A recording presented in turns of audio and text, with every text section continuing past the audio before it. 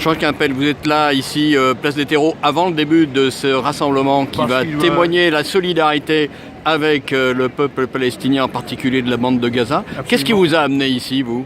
Je suis membre de l'Union juive française pour la paix depuis 20 ans.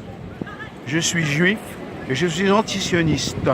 Et ce soir, je suis là comme je suis là à toutes les autres manifestations de solidarité avec la Palestine. Ce qui se passe aujourd'hui à Gaza est innommable. Les crimes qui sont commis relèvent de la notion de crime contre l'humanité, sans autre forme de truc. Et personnellement, je suis moi-même partie civile au procès de Klaus Barbie, inculpé pour crime contre l'humanité. Il y a donc non pas une continuité naturelle dans la forme des crimes, mais une modernité des crimes contre l'humanité que je suis par devoir tenu de dénoncer.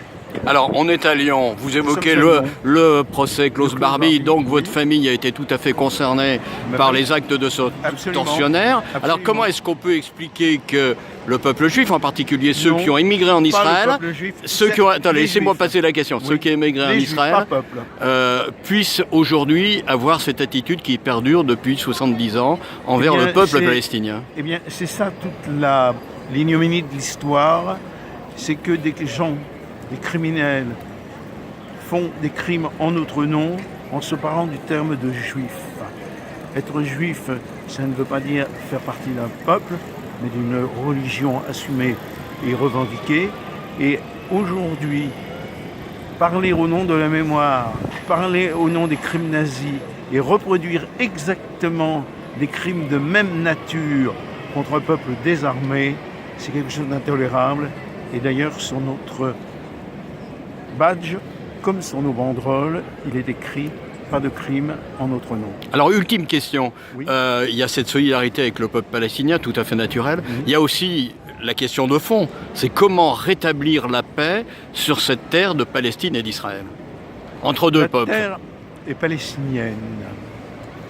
Il y a un célèbre petit poème de Mahmoud Darwish à ce propos. La terre est palestinienne. La paix ne reviendra que lorsque Israël aura capitulé dans son régime d'apartheid, capitulé dans ses exigences totalement irréalistes avec comme cadastre la Bible, et le jour où le peuple palestinien aura recouvré tous ses droits. Point. Est-ce que vous pensez que des rassemblements comme celui qui se passe ici à Lyon, mais ailleurs en France, peut aider justement à aller vers un chemin de paix? Je pense que ces rassemblements, ceux qui ont lieu partout en France aujourd'hui, et ceux qui vont venir, et partout dans le monde d'ailleurs, et ceux qui vont venir prochainement, participent à arracher le masque criminel d'Israël. Et je pense que oui, un jour, comme nous en France, vis-à-vis des nazis, nous pensions que c'était impossible. Les nazis ont perdu, les colonialistes français ont perdu en Indochine et en Algérie, et les Israéliens perdront.